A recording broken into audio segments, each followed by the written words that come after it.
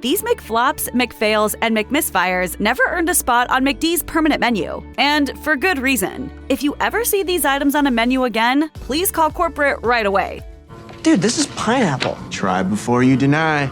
If you loathe the thought of pineapple on pizza, brace yourself for this McControversy. In 1962, McDonald's introduced the Hula Burger. This was a meatless burger option created with Lent in mind. Fish is the traditional option, but McDonald's had a novel idea. How about a thick slice of pineapple flanked by 2 slices of American cheese on a bun? The company introduced the McDonald's Filet-O-Fish at the same time to see which would fare better. Succulent seafood sandwich.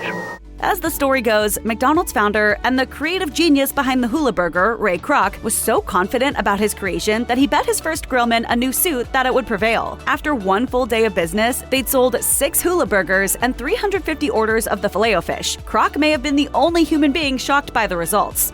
Slurping pasta in the car sounds like a mess waiting to happen. Perhaps that's why McSpaghetti was so short-lived. The McD's version showed up in the psychedelic 70s. It consisted of long noodles and marinara sauce with optional meatballs and shredded cheese, and came in a box similar to what chicken nuggets come in today, but flatter. It's hard to imagine what made corporate think any of this was a good idea, but in practice, it was worse. Between the long prep time and the fact that nothing about spaghetti says fast food, it was just annoying. Most McDonald's locations said chow to McSpaghetti in 1980, but if you head to what's known as Epic McD in Orlando, Florida, you can still order McPasta. Philippines locations also serve McSpaghetti, but it's made with linguine and a Filipino-style spaghetti sauce with ground meat and hot dog sausage.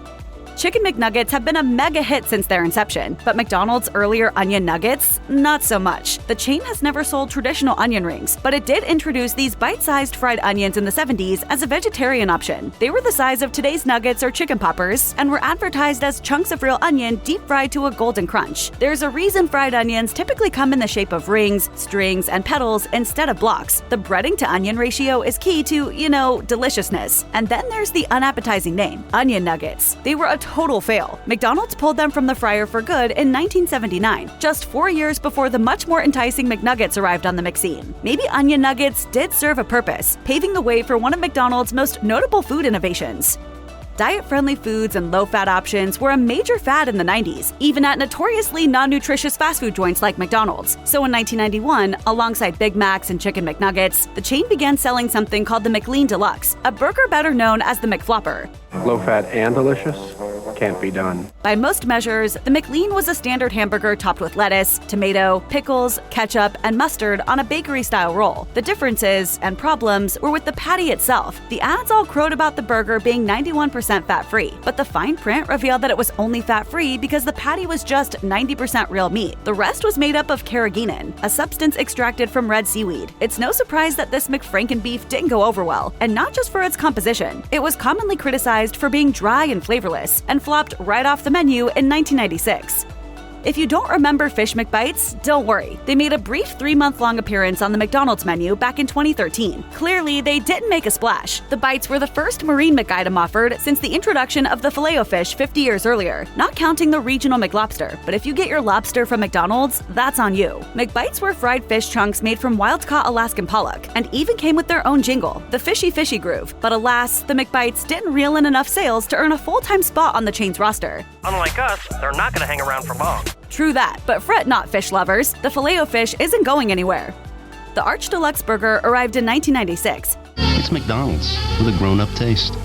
It was the brainchild of fine dining chef Andrew Salvaggio and was specifically formulated to appeal to a more grown-up palate. To do so, it featured a quarter-pound beef patty, peppered bacon, lettuce, tomato, American cheese, onions, ketchup, and a Dijon sauce, basically mayo and Dijon mustard, all on a gourmet split-top potato bun. We have to admit, it was actually pretty good, but alas, customers wouldn't bite. As it turns out, McDonald's customers prefer the humble Big Mac or classic cheeseburger over something more complex, posh, and expensive. Consistency was also a problem, and if you happen to get a lousy one, it pretty much ruined the point. The Arch Deluxe Burgers went to the graveyard of failed McDonald's ideas in 2000, a sad ending after a long journey of recipe development, market research, and more wasted marketing dollars than the fast food giant would care to admit. The McD.L.T. It's a pun. Get it? It's not a BLT, it's a Donald's LT. Brilliant. But what was actually in it? The McD.L.T. was released in 1985 to compete with Burger King's Whopper. Ingredient-wise, it was nothing out of the ordinary. A quarter-pound beef patty with lettuce, tomato, cheese, and condiments. The kicker was that it came disassembled. In a split-to-go box, the bottom bun and burger sat on one side, while the top bun, lettuce, tomato, and cheese sat on the other. This was done in order to keep the hot side hot and the cool side cool, according to Fresh Prince's Aunt Viv. They're kept apart until I put them together. It was a good idea in theory, though some would argue that the cheese was banished to the wrong side, where it would never become perfectly melty. But that wasn't what killed the McD.L.T. It was the styrofoam packaging that was rightfully deemed wasteful and bad for the environment. An iconic creation like the Big Mac is bound to birth a few spin-offs. Most, like the Double Big Mac or Grand Mac, added larger patties. But in 2016, the chain introduced the Son of Mac, also referred to as the Baby Mac, Mini Mac, or Mac Jr., and actually removed ingredients, which may be why it never took off. The Baby Mac took out one of Big Mac's beef patties and its most identifiable attribute, the middle bun. Where's the beef?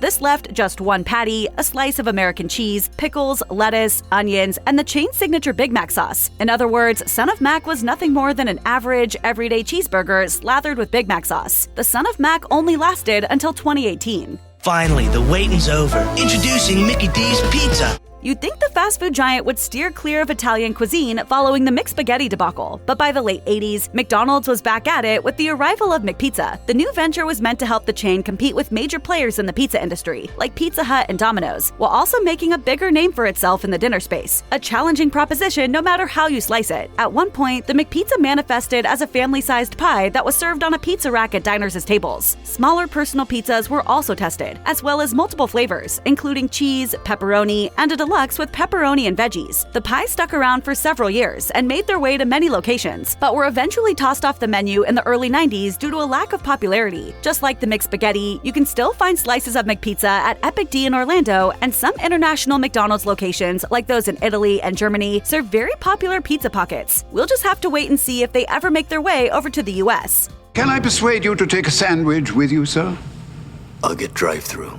We love a good pop culture collaboration, but the Mickey D's Superhero Burger was anything but super, aside from being super-sized. It held the title of McDonald's largest handheld for the single month it was available in 1995. It came with not one, not two, but 3 beef patties piled on, in addition to 2 different slices of cheese and classic garnishes, including lettuce, tomato, onion, and mayonnaise. Swapping a standard circular bun for a hoagie-style roll further solidified the burger's uniqueness. This colossal super sandwich was released in conjunction with the premiere of the movie Batman Forever, which was also commemorated via Batman imagery on fry holders and cups. But it was also a Taste of the Month installment. Every month in 1995, McDonald's featured a new menu item or meal. The superhero meal stole the limelight for 1 month, but by the next, it had disappeared swiftly into the night and hasn't made a comeback since, of epic or even normal proportions. It seems that customers have yet to trip the bat signal.